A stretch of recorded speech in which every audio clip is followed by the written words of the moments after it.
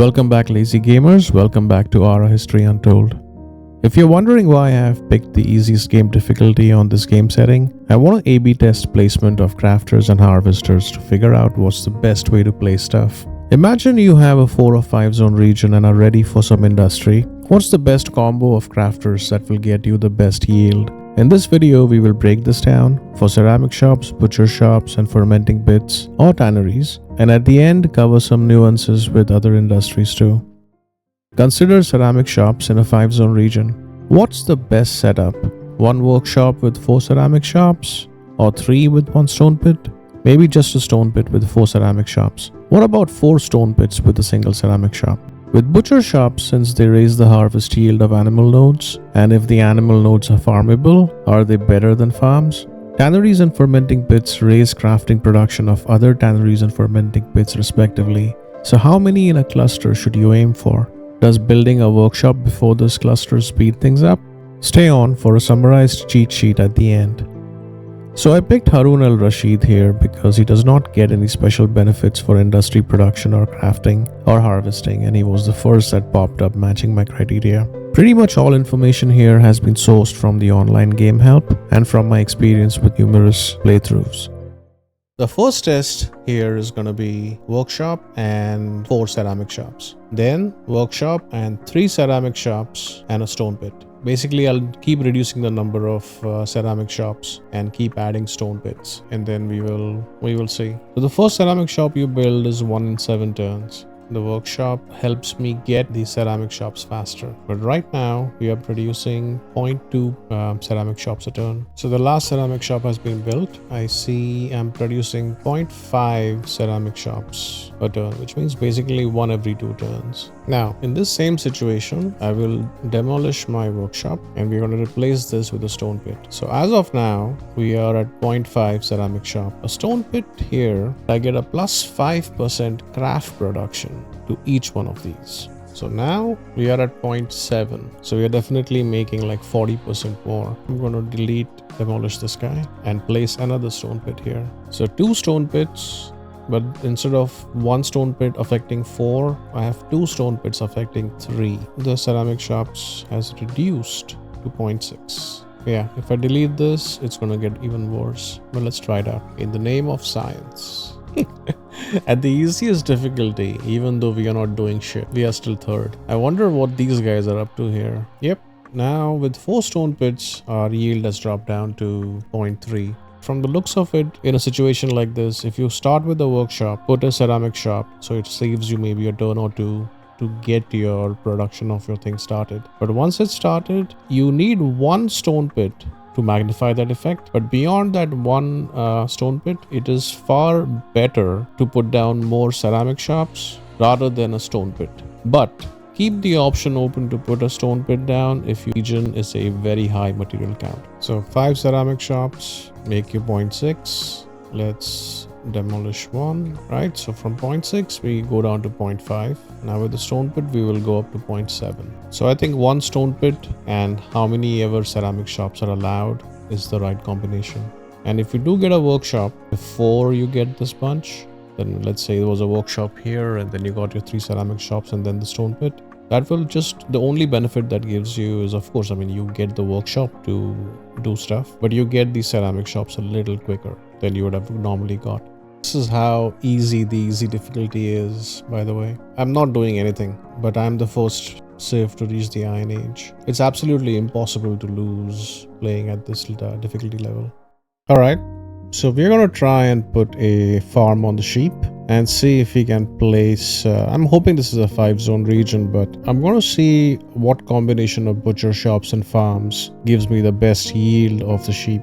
Put a butcher shop, a farm, and then we will put a butcher shop and flip it with a farm and then see if that changes anything. So let's start with a farm. So just a farm by itself, but I'm getting a 0.9 production per turn of the domestic sheep. I'm going to place a butcher shop next to it. So domestic sheep from 0.9 will go to 1.5. So a single butcher shop pushes that up to 1.5. Now if you put a farm next to it, so with a farm and a butcher shop, my sheep is up to 1.8. So a single farm did not move the needle as much as a single butcher shop did. Let's see how much 2 farms do.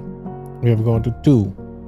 Now let's replace one of these farms and replace it with a butcher shop. So with 2 butcher shops, I've gone up to 2.2. So butcher shops, 1 for 1, a butcher shop will definitely give you a better yield on an animal node for harvest than a farm would. So having 3 butcher shops here would be perfectly okay.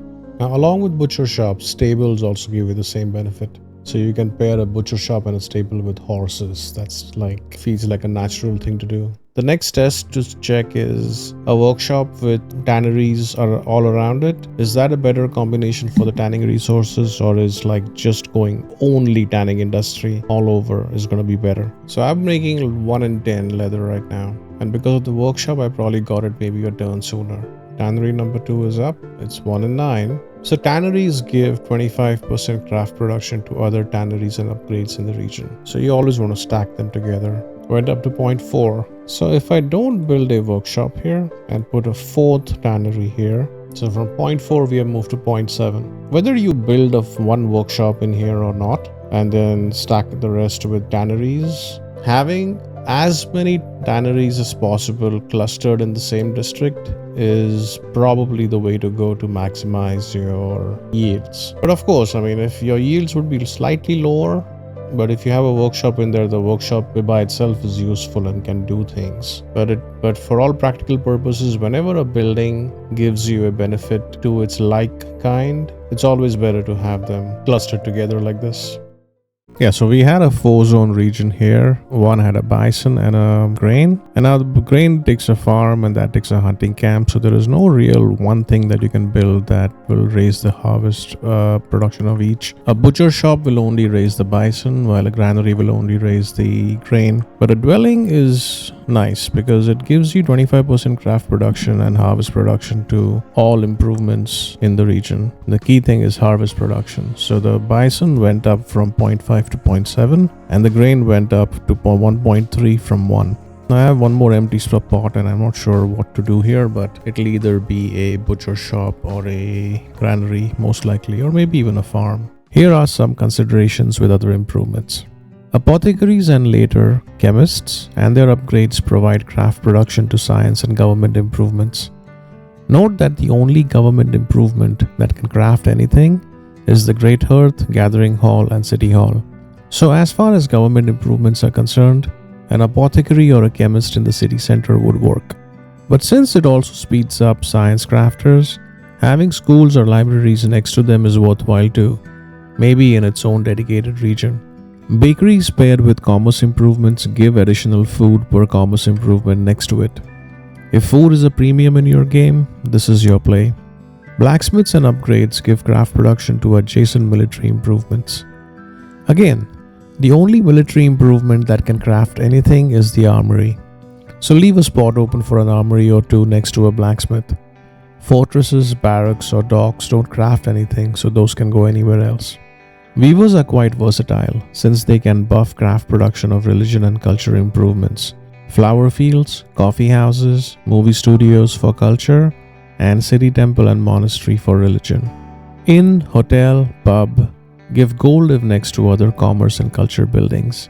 A nice bonus to consider this improvement if you want to mix in culture with commerce. Dwellings and upgrades are very strong. They will boost craft production of all improvements and harvesters in the region. So instead of clustering them, spread them out into areas with improvements or harvestable areas that could use the boost.